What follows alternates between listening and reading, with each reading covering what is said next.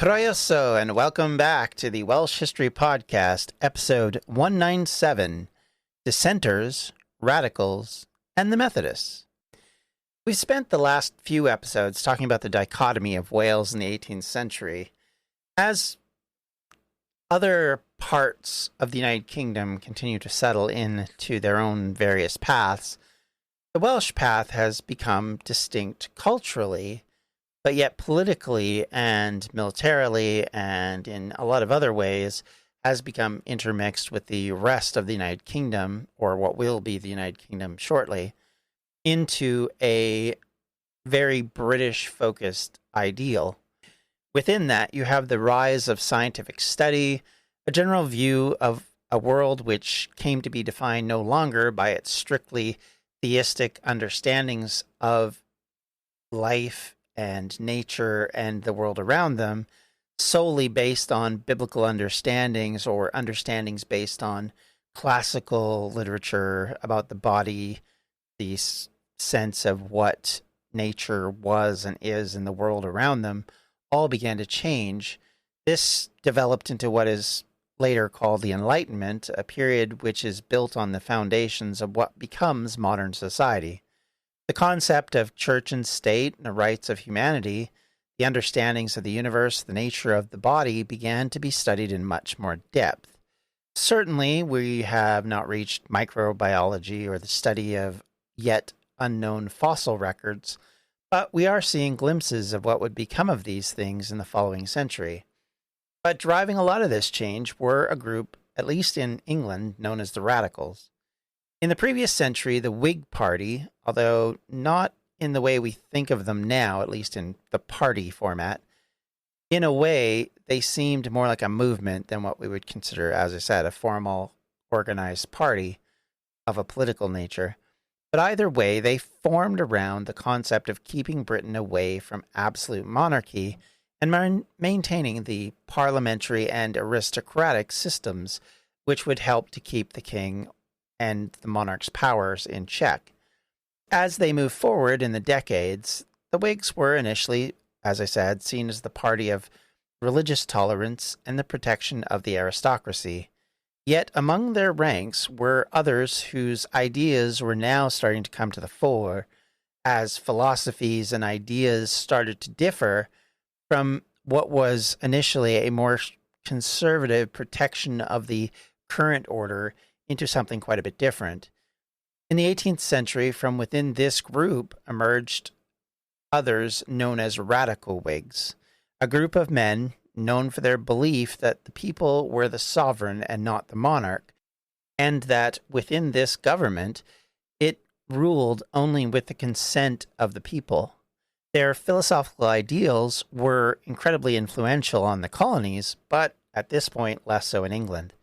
The political ideas that founded this belief system or this understanding or this political party, depending on how you want to define it, became receptive to those who were living in the Americas, where the ideas of the rights of the governed were perceived as being threatened by the monarch.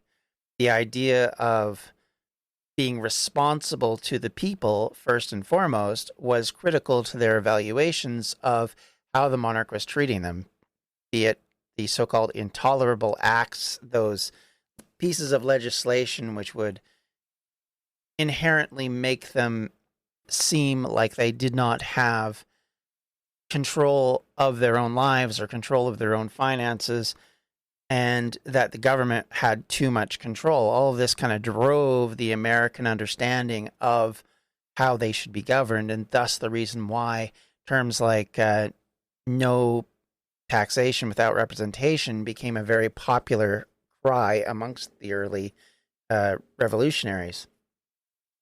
Their philosophical ideas, of course, created a sense that everything should be decentralized from being controlled by the government, or at least contained by the government in a way that it was the government that spoke to the people, not the other way around. And as I said, this was incredibly influential if you're in the colonies, where this concept that the government who rules you lives thousands of miles away, doesn't understand you, doesn't know you, has no concept of your struggles or your problems, who only sees you as a piggy bank for whatever they want, becomes much more divisive. And it's something that will continue to be an issue between the colonies and their home islands or home countries, and especially with people who have moved from those home countries and to these colonies. So these words and ideas of the radical Whigs, which weren't really landing at this point in England and in Wales and in Scotland, were having big time influence in America, obviously. And they were lauded for their views and their ideals. But as time would move on and those ideals were perceived to be associated with the French Revolution, which was conceived by the European monarchies as being an extremely dangerous thing, suddenly those ideas were seen as almost a level of traitorous. Yet, Wales had its turn as more and more people were rising into the middle class and economically growing, or in some cases into the upper levels of wealth in the merchant class. Their success meant that they were slowly seeing their wealth increase while struggling against old political and religious systems which benefited the nobility, and particularly the English gentry, that were acquiring large parcels of land throughout Wales at the time. There was a feeling that change would be good, and maybe these discussions about fairness, rights, and larger considerations of democracy and free religious worship were truly representative of the people. The Battle of Waterloo was one of the most famous turning points in world history. But what happened next? My name's David Montgomery, and I'm the host of The Siècle, a history podcast that tackles exactly that. Join me as I cover France's overlooked century in between Napoleon and World War I. The Siècle, spelled S-I-E-C-L-E, is part of the Evergreen Podcast Network and can be found wherever you get podcasts. If by people you mean men, that's something to keep in mind when we talk about the rights of humanity and the rights of, it was all translated into the rights of men. And as we all know, at this point in time, European men, but that's going to be the case regardless. Philosophy in Britain was in flux about these ideas, and as the British Dominion was growing around the world, it created even more angst and anxiety in some minds as the blooming kingdom was now becoming an empire, as it acquired more and more land and more colonies, as these would switch hands depending on which war, such as what would happen between France and Britain.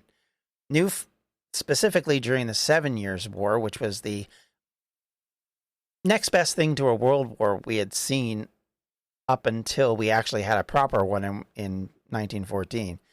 These saw massive areas switch from France and Spain to Britain and would have an influence going forward in the rest of the century, and one could argue for the rest of the British Empire. New France, which consisted largely of what is now the provinces of Ontario and Quebec, India, and Florida, all fell to the British in the eventual treaty. India didn't exactly fall to the British. It was more by the way that the treaties were signed, because while the French kept their holdings, they lost all their protection because they couldn't have a fort and they couldn't have any way of protecting themselves should something go wrong. So, of course, that immediately meant that most of them fell by the wayside. And, of course, as they did, the East India Company moved in, and suddenly India went from being a largely French concern with some English to being a only English concern. And that would, of course, set the stage for what would then be called the British Empire. Of course, New France becomes an issue for America because the colonies, while they did gather in Florida, also have to deal with this new French idea, which the members of New France initially start out with the idea that they were going to be enforced to become either English or leave, much like what was done to the Acadians who moved down to Louisiana. However, later, as the various problems were happening between the 13 colonies and the British homeland, there became a desire to protect New France from these other colonies, and thus they started to protect their rights, creating yet another point of religious tolerance that had not really been there before. And of course, angering the 13 colonies, it becomes a part of their many issues of being upset about various things, and the Quebec Act is definitely one of those. This takes us far away from Wales, but you have to understand kind of all of the dynamics that are going on in the latter half of the 18th century are massively influential for what comes later, and everything from slaves' rights to and the eventual abolition of slavery in Britain, the concepts of democracy and how it changes happen as an outgrowth of the American Revolution and the French Revolution. So all of these things have a bearing on what happens later, but at this point, the government's still reacting to all of this. So to go back and focus back in on what we were talking about, one aspect of this colony building would be the massive urbanization and financial control that was now being centered in London. And as we've mentioned over previous episodes, this was creating a flood of population into the city and creating a cultural milieu of so many different ideas and concepts, and allowing pockets of people to expand and grow and understand themselves while being away from their homelands, wherever those might be. Thus, the reason why there were so many Welsh people in London learning, understanding, and getting closer to their own culture back home, because they were collecting and talking amongst themselves, something that wasn't happening to any great degree in the colonies. Unlike a lot of the other colonies that were being driven by Scottish immigration or Irish immigration, the Welsh immigration patterns throughout the New World, for the most part, were fairly broad, and thus there wasn't quite the enclaves. Yes, there were some in Pennsylvania, but outside of that, until you get to Patagonia many years later, you don't have a Welsh enclave in the way we would think about it. Even Utah would become more of a Welsh enclave, which we'll discuss a little bit later, than most of the colonies were at this point, which is fascinating to see, and it explains why, when we look at what happened and why the Welsh diaspora doesn't have the same links to the homeland the way so many others do, or at least the way we would think they would do. So that in a way, in places like America and Canada and Australia and New Zealand, even though there are links to Wales in the population, in their ancestry, outside of that immediate ancestry, there's no understanding or no concept, or very little, for many, many years. And in fact, of course, growing up, as I would mention, my ancestry comes from Wales. Many people in Canada had no clue what I was talking about, and of course would then mock you about fishes and things of that nature. So you had to sort of re-educate people on what that was. And the reason is because there wasn't same sort of influence the way you have with Ireland or with Scotland in various parts of Canada and the United States. Now, to focus in on what we're actually discussing here, we're going to move back to Britain. Yet, all of this comes as Britain continued to change and grow. Protestants that had ruled England at the time, and many others, began to predict the coming of the millennium, the coming of Christ, the second coming. And it drove some of them, like the Puritans, into trying to create their own version of a Christian-centric kingdom. The aspect of this that I think most people didn't see coming, or maybe didn't fully understand, is that links to that in Protestantism is strongly linked to the idea that the Jews have to return to their homeland. And because, of course, in biblical terms, they are bringing in the second coming. So All that being said, suddenly they were very protective of the idea of Jews coming to England for the first time in the 1600s, in part not because they wanted to really protect Jewish culture or Jewish people or the Jewish religion, but to eventually, instead of through force, through Christian living, convert them to Christianity and thus create a Jewish Christian faith group who would then lead the charge back to Israel to bring about the coming of Christ.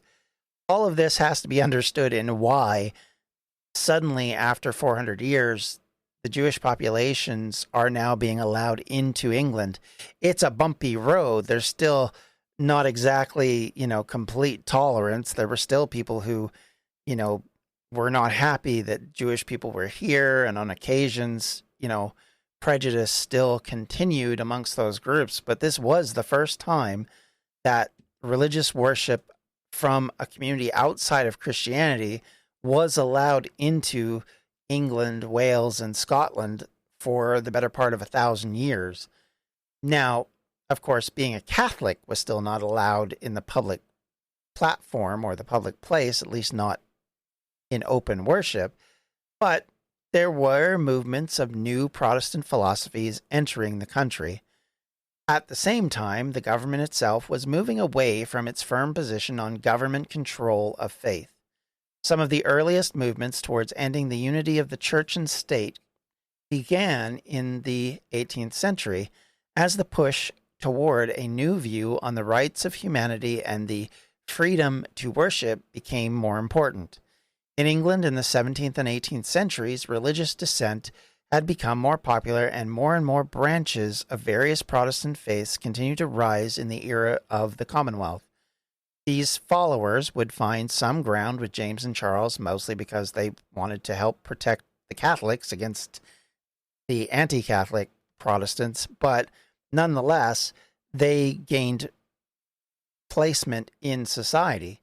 As the century turned, these groups slowly transitioned from simply being a sideshow to creating faith communities of some strength in Britain and also in their colonies. And as they did so, initially some would remain within the fold of Anglicanism while stirring animosity towards the involvement of government in religious affairs and vice versa. In the 18th century, one group of dissenters became known as the rational dissenters. They believed that the state's religion impeded on the freedom of conscience. They were fiercely opposed to the hierarchical nature and structure of the Anglican Church and the financial ties between it and the government. Like other moderate Anglicans, they desired an educated ministry and an orderly church, modeling similar to the Catholic Church, but they based their opinion on the Bible and on reason rather than the appeals to tradition and authority, something that was key to their point for continental Protestants that had been a struggle between them and the more Catholic-like Anglican Church, where the hierarchy and deference to the king was seen as a key ingredient to religious observance. These dissenters went further by rejecting doctrines such as original sin and the Trinity, something that would be seen as scandalous later on and before that, arguing that they were irrational. Rational dissenters believed that Christianity and the faith could be dissected and evaluated using newly emerging disciplines of science, and because of that was stronger in its belief in God, and that would be the result of all of this change in how they worshipped. Coming up on 5 Minute News, I'm Anthony Davis. You might think it's partisan because maybe it's critical of one side or the other, but it's not. It's just the truth. And I think that's also something that's kind of unusual for Americans listening to the radio or to podcasts, because the news landscape in the States has been so partisan for so many decades. So 5 Minute News is verified, truthful, independent, unbiased, and essential world news daily. Hey, podcast listeners, I'm Paul Brandis introducing my podcast, Countdown to Dallas. It's a fascinating, in-depth look at the seemingly unconnected events that led to the assassination of President John F. Kennedy. It's based on my book of the same title. In that book and in this podcast, I go all the way back to 1939, when Lee Harvey Oswald was born into a troubled and dysfunctional family. I'll follow his transient and often violent teenage years and young adulthood, painting a fuller picture of the man who would later become Kennedy's killer. I also take a look at events unfolding in that era, like Cuba and Vietnam, and I'll unpack the conspiracy theories too, not one of which has ever been conclusively proven. Subscribe to Countdown to Dallas at evergreenpodcasts.com or your favorite listening app, October 31st. Now, to return to Wales and our story, other dissenting movements started to influence more and more people throughout the British Isles, and for Wales, the longest-lasting and most successful of these would be the Methodists. Methodists were Anglicans who had become disenfranchised by their belief and a push towards a more aggressive missionary and preaching movement, spreading faith and evangelical fervor. These men became active in trying to get the fires of spiritual opportunity burning in the hearts of the British and colonials alike. The origins of the Methodists come from Charles and John Wesley, who started a club at Oxford to practice their ideals of religious worship. They would practice their faith in these clubs, which included a number of holy activities, including helping the poor and visiting prisoners. John was also proactive in writing hymns for his new faith, creating a tradition of worship through English music. As often happens when someone or some group is doing something considered odd or unusual, they were mocked by their fellow students. The society that they belonged to were labeled as Methodist because of the way that they used rule and method to go about their religious affairs. John, who was the leader of this club, took this attempted mockery and turned it as a title of honor, thus the name Methodist. Much like the many Protestant and early Christian faiths, early disagreements over the nature and purpose of God would eventually drive these Methodists apart. Wesley, for example, came to conclude that Calvinist predetermination was wrong, that this concept that there was going to be a predetermined number of people that were going to heaven and that had been set aside before their birth seemed to him against the understanding of Christianity. His version of Methodism became popular in America, but was not as popular with a number of others who stuck to these Calvinistic ideals in England, Wales, and Scotland. Some of those early leaders, active in Wales at the time, would set the early foundations for Methodism in the 1730s. And now we're going to get into the Welsh Methodists and their role and their influence. Among these early founders was Howell Harris, a layman who had become an itinerant preacher after a religious conversion in 1735. Itinerant just means that he wasn't ordained as a preacher. He decided to become one himself through conversion or other means, and would set about to try and create converts. Harris, after he'd been converted to the Methodist position, began to travel across Wales trying to raise more and more converts. As you can imagine, this did not always go well for him, as he was abused at times and had to escape death threats as he tried his best to spread his faith. But eventually his methods and message began to reach people. 2 years later, he met another large figure in the Welsh Methodist faith named Daniel Rowland, another key founder, of course. Rowland had been a curate in the parishes at Nantcwnle and Llangeitho. He also had a moment of conversion after meeting with Griffith Jones, the educator extraordinaire we mentioned last episode. Even with that conversion and his early preaching, he remained a curate for almost 30 years in his Anglican parish. Of course, this was because Methodism was not seen, at least initially, as separate from the Anglican faith. That would come later. Neither men flourished with their attempts at conversion at the time they met in 1737, but as they hit it off, they immediately began working towards founding Methodist associations across Wales. Eventually, however, doctrinal and personal differences between the two men led to an estrangement between Harris and Rowland, from specifically Harris dropping out of the Welsh Methodists in 1750. He then established a community, or, in quotes, family at Tribeca. But he continued to be an itinerant preacher nonetheless, and he would eventually be reconciled with the Welsh Methodists after several years. Rowland, however, would continue to develop his version of Methodism, something that would cause the Anglican Church authorities to act, as they deprived him of his curacy finally in 1763. This was, however, unpopular with his parishioners, who had actually enjoyed and liked him in that role.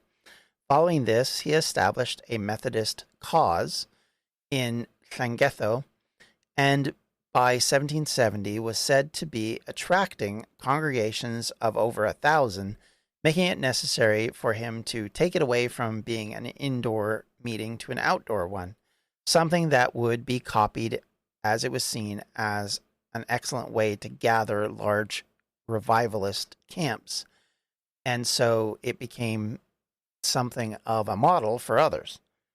The Welsh leaders sided eventually in the dispute between Wesley and the more Calvinist George Whitefield, and the early leaders in the various parts of the English Methodist movement. This, of course, meant that the Calvinist ideas became the more popular one, whereas Wesley's ideas of free grace, which were built around an Arminian doctrine, based on the idea that we're not predetermined to be accepted or not accepted into heaven, and that as long as you accepted Christ's grace, you would still have a place in heaven, something that went against the Calvinist ideals. This, of course, as I said earlier, was something that was very popular in the American colonies, but less so in Britain, and especially in Wales. Now, the final key important member of the Welsh Methodists and their great expansion in this era was a hymnist by the name of William Williams.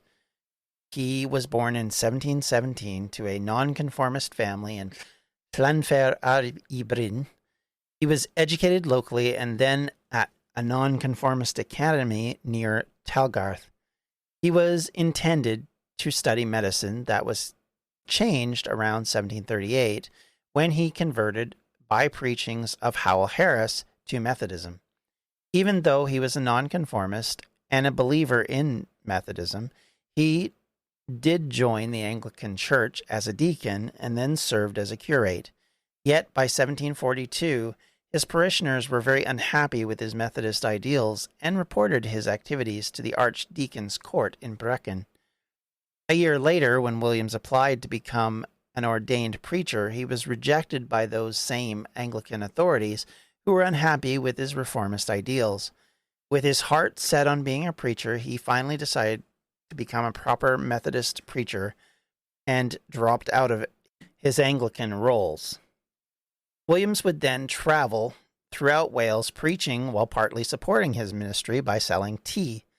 He would gain converts and set up fellowship meetings called Seledu, and he would then administer them, maintain them, and continue on while doing all of this to the next area when he continued his conversion missions across the country. This meant that he was setting up, controlling, administering a number of these small societies around Wales and doing his best to hold it all together. Of course, today he is better known as a hymn writer and as a contributor to songs sung in Methodist churches around Wales, both in English and in Welsh, and would contribute poetry as part of his faith. His best-known hymn, and I apologize in advance that I'm going to say the Welsh wrong, I will do my best. Argylwyth Arwain Twir Analwch. This is translated in English as Lord, lead us through the wilderness. But if you've attended a church in English, it is much better known by two other titles, And in fact, I do remember hearing this song while I was in Canada long before I heard the other version. The original version I heard was called Guide Me, O Thou Great Jehovah, but it's probably better known these days through the, in England and Wales, as Guide Me, O Thou Great Redeemer, which of course is now more or less known as Bread of Heaven. The music usually played with the song is Cumbranda from John Hughes, a song which, again, I'm very familiar with because it was used for multiple of things in the past, and it blew my mind when I first heard Bread of Heaven because I associated it with the other translation of the song or the other version of the song. And so it was funny to kind of hear these two very different versions of it. And then, of course, you hear the Welsh rugby version of it, so which, of course, is probably where a lot of people know it from. So it's fascinating to understand that. And as of right now, you're actually hearing the song. So after these early leaders passed on and the leadership of the Methodist movement in Wales passed forward to Thomas Charles, who was himself an ordained Anglican priest who'd been influenced by the Methodist revival as a student, he had still not repudiated his own ordination, but finally circumstances, of course, would lead him to ordain himself as well as others into the Methodist ministry in 1811. Thus, Methodism in Wales, which until that time had remained within the Anglican worship and church, separated itself and became a separate entity from the Church of England in Wales, as it was then called, and became the separate church, setting up two synods or associations which were then formed from this new church, one for South Wales and one for North Wales, and an ever-increasing number of people would join this faith, which would then become known as the Presbyterian faith in more modern understanding of the worship of it. With all that said and done, with that story now told, and I think the fascinating things that come out of it that we're still kind of understanding and dealing with, it's amazing to see just how much influence on modern society the 1700s had to Wales, to England, to America, to Canada, to Australia, to New Zealand, and all the other colonies that would become countries later.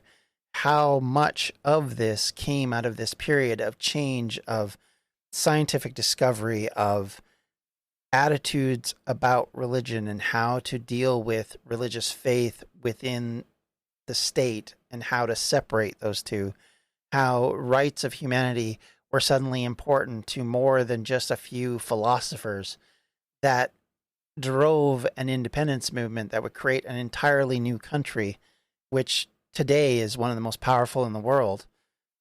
All of these things are an outgrowth of this era, and as we transition into the Victorian period and the early 1800s, we're going to see it a change yet again, but in the same time, we're setting the stage for much of what modern Wales is defined as today, and it's fascinating to see how it came about.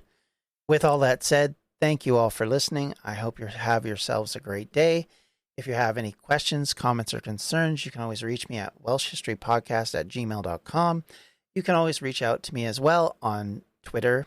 I have said before, I don't call it X, at Welsh History Pod, or you can always reach me on Facebook at facebook.com/Welsh History Podcast.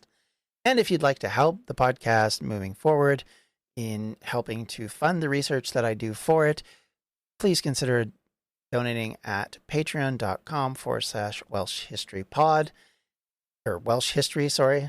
And finally, if you would like to, you can check out the podcast on its YouTube channel, youtube.com/@now Welsh History Podcast. If you go there, you will find that we are re-uploading all the audio podcasts that we turned into a video format. Not very fancy, but it is there. and we are going to continue to add more things as we go into the autumn. I expect to start adding videos there of probably shorter length than the podcast, and possibly doing some related things with the podcast. More importantly, however, in the short run, in a few weeks, we are almost to our 200th episode. We will be doing a video podcast as well as an audio form of that. And I hope you will join me on whichever you prefer. And if you have any questions that you want me to answer going into that podcast, I would be very happy. I have a few, but I would love to have some more. So if you've got some burning ideas, questions, family history related things you want to ask, certainly go ahead. I may not know the answers, but I will try and do my best to look them up for you. With all that said and done, thank you, everybody. Have yourselves a great day. Welsh History Podcast is a member of the Evergreen Podcast Network. To find more information on them, you can do so at evergreenpodcasts.com. Thanks for listening.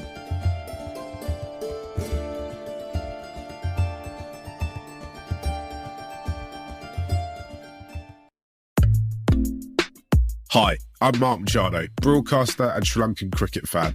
Every week, Estelle Vasu Devon and myself will drop several episodes of Sri Lanka on 99.94, keeping you up to date on the latest from the Sri Lankan cricketing world. If you want to know what Hasaranga is up to, where Chabri Athapattu scored her runs, or what Naroshan Dickwalla has been discussing behind the stumps, then make sure to watch or listen to Sri Lanka on 99.94. You can find us wherever you get your podcasts, on YouTube and on the 99.94 app.